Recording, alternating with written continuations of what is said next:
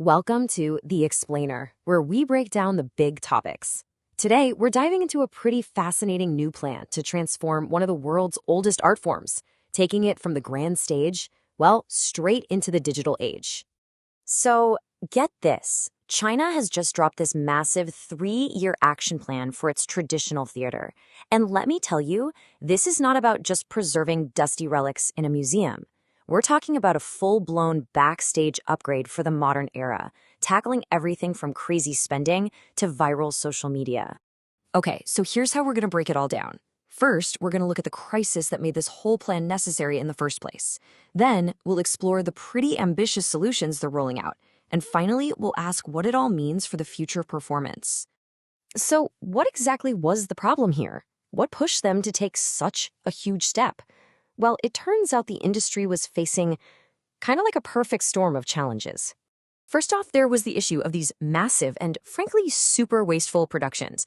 Just imagine this. A classic opera like Aida. One theater brings in this spectacular imported version. Sounds great, right?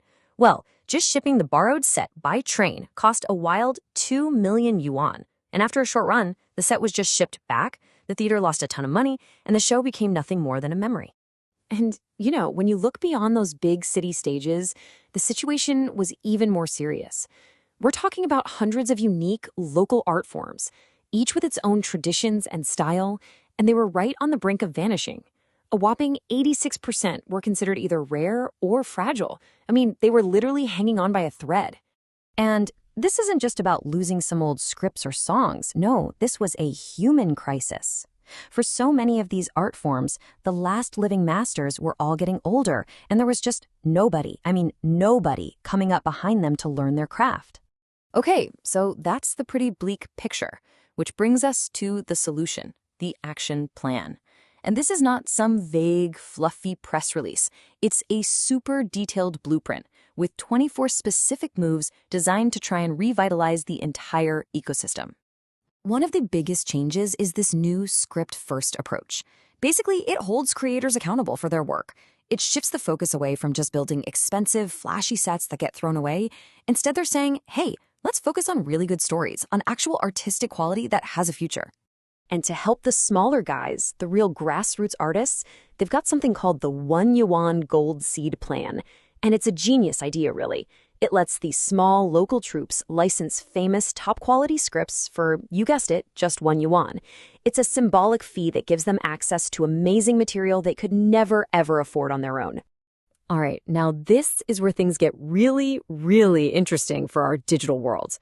The plan doesn't just look at the stage. It's all about pushing this ancient art form right from the theater and onto our phones. So let's look at a real-world example. There's this classic regional opera called The Flame Steed. It's a form of Qingxiang opera, which is famous for this, it's like this roaring, super powerful, almost rock and roll style of singing. It's an art with some seriously deep roots. So here's the million-dollar question, right? How on earth do you make something like that relevant to a generation that lives and breathes on their phones? How do you get them to care about a centuries-old art form that, to many of them, probably feels completely alien? Well, the answer was pretty radical. You don't just put it online, you completely reinvent it. They turned the whole story into a fast-paced, 36-episode microdrama, shot vertically so it's perfect for mobile viewing. It's this wild blend of modern TV editing styles with all the classic, iconic opera songs dubbed in by professional artists. And did it work? Oh yeah, it worked. The results were just mind-blowing. The series pulled in over 8.4 million interactions online. You had young viewers flooding the comments saying things like they were totally shocked and captivated, having never really experienced traditional opera before. Of course, a move like this stirs up a big debate. It's kind of like what happened with Bosley Horman's modern Romeo plus Juliet movie, On one side, you have the purists saying, you can't touch the classics, they're sacred.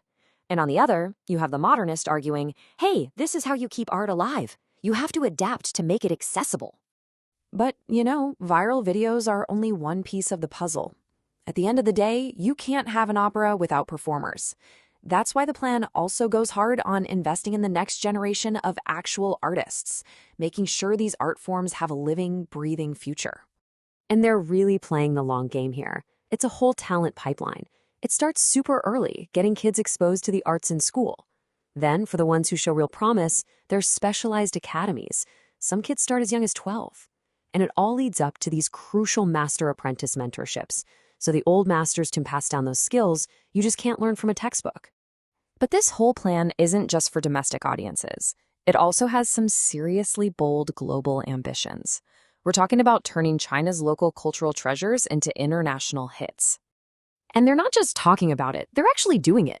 They're taking a whole range of shows to prestigious international venues, like the Edinburgh Fringe Festival. And the lineup is fascinating. It's got everything from dramas based on ancient philosophy to modern Beijing dialect operas, putting these art forms on a world stage for brand new audiences. And this is really the key.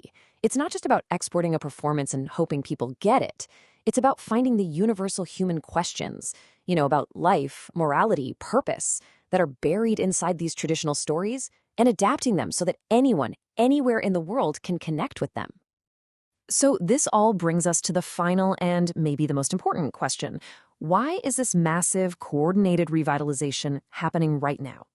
Well, for starters, you just have to follow the money. The market for performing arts is absolutely booming. I mean, the box office sales have skyrocketed, jumping by nearly 40% in just 5 years. That creates a massive commercial reason to invest. And what's driving all that growth? Young people. An overwhelming 70% of the entire audience is between 18 and 34. This is not some niche, aging art form anymore. It's a youth-driven market that's demanding fresh, relevant, and innovative content. So what we're really seeing here is a culture actively trying to reinvent its own heritage for the future. It's a fascinating case study in artistic survival, and it leaves us with this one big thought to chew on. In the race to stay relevant, how do you innovate while preserving the soul of an art form? Where's the line between evolution and erasure?